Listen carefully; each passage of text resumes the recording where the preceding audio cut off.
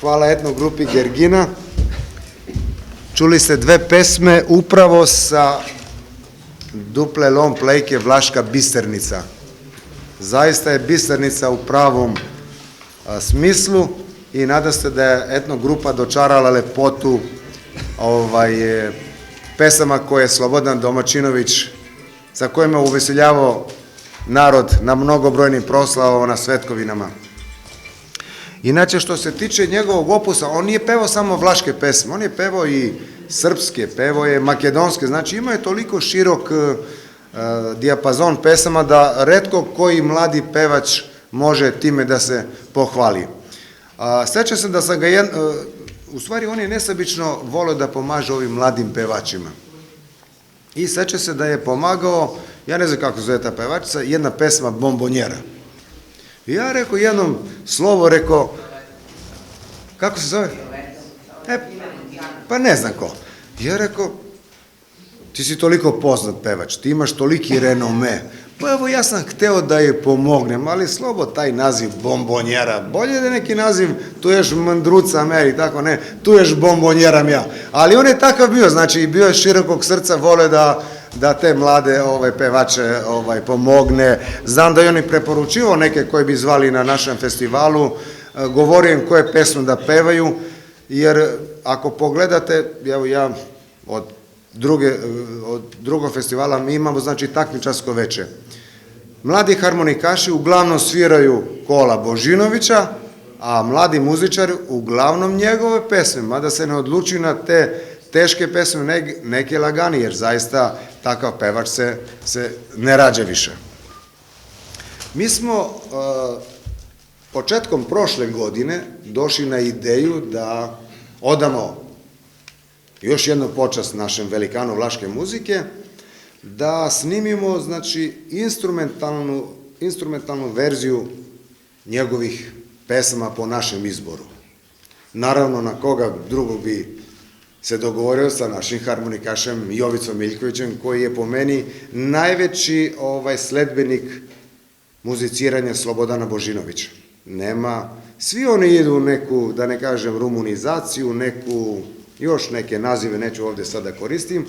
Jovica je ostao veran stilu Slobodana Božinovića. I izbor je pao na 10 pesma, odabrali smo 10 pesme, mislim da su skoro sve Jovice sa Vlaške Bisernice. Da. Ja bi sad malo prepustio našem Jovici da nam iznese tu ideju kako je ostvario sve to, da vidite da to je malo mukotrpan put, nije to jednostavno tako snimiti, jer ipak je trema snimiti muziku pesama jednog velikana vlaške muzike. Izvoli, Jovice. Hvala. Pa šta reći, ideja oko ovog CD-a je krenula zapravo na snimanju jedne druge emisije gde je pokojni Slobodan Domaćinović bio učesnik sa Živom Dinulovićem. Radi se o radio emisiji koju je tada uređivao Kamidžoras, mislim se zove Muzička pletenica. Pletenica, da, i dan danas. Ja sam tom prilikom tamo zapravo bio pozvan da budem prisutan u nedostatku nekog drugog u tom trenutku zapravo, ovde na ovim prostorima, o pokojnom nerazdvojivom imenu Slobodana Božinovića, je li tako? I onda rečeno mi je da ponesem i harmoniku, eto, nisam očekivao da ću imati baš toliko učešća, malo sam nepripremljen bio, ja se aktivno zaista dugo godina time ne bavim, u drugim sam nekim vodama, ali upravo me nekako sticajem okolnosti, možda nekih tako 2 nedelje pre toga došao je Domaćinović sa Demirovićem u Jabukovcu, nisam se nadao da će doći, ali došli su, bilo jedno lepo udruženje, to i negde stoji tamo na YouTube-u, i onda me on postako nagovorio, ubedio da zapravo ne treba da je šteta što sam se definitivno, znači bukvalno odrekao kontakta sa harmonikom i muzikom. I onda to što te pozitivne kritike nekako su na mene uticale, a vrlo je teško naterati žabu da skoči u vodu, jel?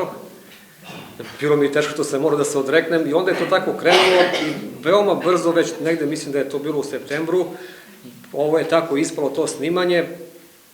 Pokojni Domaćinović, bilo bi neskromno da krijem, ali zaista je volao to što ja činim, što sam sačuvao vrlo uspešno, eto, taj način sviranja koji on izuzetno cenio, to je na kraju i on sigurno imao učešće, oplemenio taj način pevanja uz Božinovićevo sviranje, ali u pauzi mi je skrenuo pažnju da bi trebalo da se malo ozbiljnije time pozabavim, da se to uvek može izdvojiti vremena, pored ostalih aktivnosti, i onda je meni palo na pamet u nekakvu trenutku, pa sam ga pitao, rekao, Bata Slobodane, da li bi mogo da ja instrumentalno obradim shodno svojim, eto, mogućnostima i vremenu, neke od pesama po izboru kojim, eto, osjećam da bi možda mogo da to bolje uradim.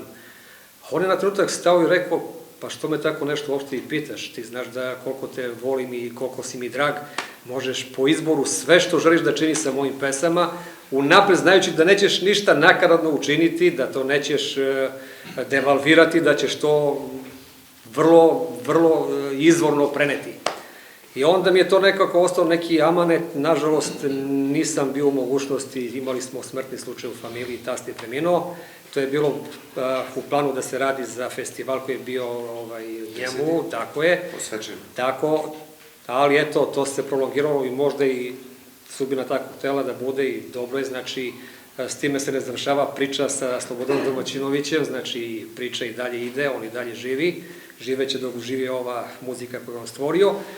I eto, to je tako nekako krenulo, imali smo malo problema oko izbora, vrlo je teško odlučiti se šta odabrati, šta svirati i obraditi, jer sećam se jednog gospodina koji je bio pre par godina ovde kod nas, zove se Adam Orvad, koji izuzetno ceni Domaćinovića, Božinovića, možda i na svega, jer je muzičar, instrumentalista, harmonikaš, ali zapamtit ću njegovo jedno mišljenje kada je rekao, kaže, za mene je Božinović, odnosno i muzika koju svira sa Domaćinovićem, nešto kao Bach, što je u tom domenu. I onda sam ja stao razmišljao kako Bach ima veze sa našom muzikom, to je ipak ozbiljna muzika, klasika. Kaže, da, hteo sam da kažem da Bach nijednu njegovu kompoziciju ne može se izdvojiti koja je bolja, svaka je savršena. Tako i, eto, pesme koje pokojni Slobodan Domaćinović pevao, ne može se izdvojiti da se kaže ova je bolja od druge, jer svaka je na svoj način originalna i dobra. Koliko sam bio u tome uspešan, teško je suditi, o tome najbolje mogu da sude slušalci koji to budu slušali, koji vole tu muziku.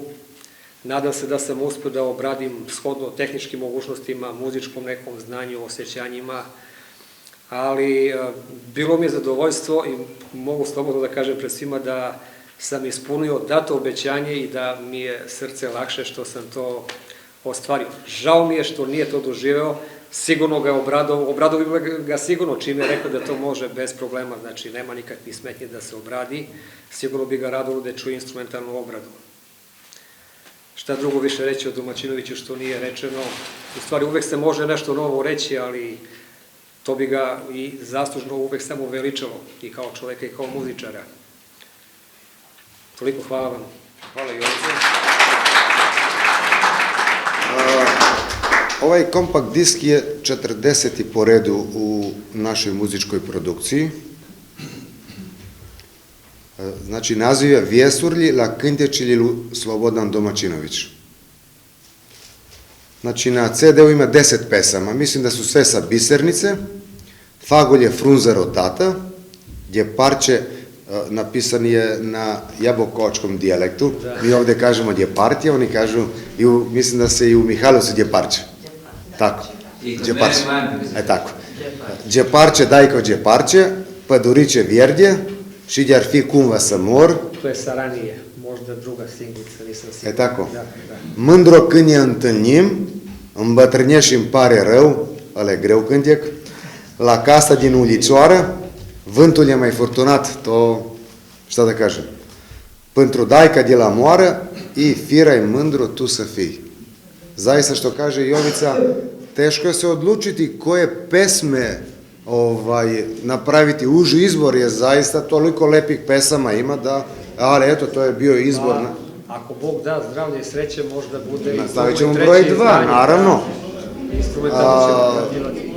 Naš Jovica Miljković je u svom improvizovanom studiju sve to snimio, uradio postprodukciju i svi naši, znači, sva naša izdanja su katalogizirana u Narodnoj biblioteci Srbije, znači, podležu zaštiti autorskih prava.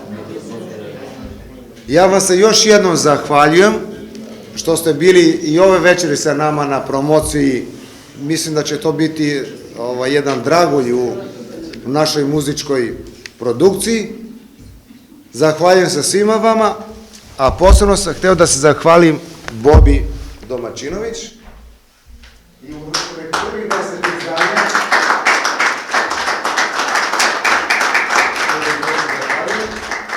i našem harmonikašu Jovici. Mi ćemo podeliti naše kompakt diskove i uživajte u degustaciji vina iz vinarije Dajić.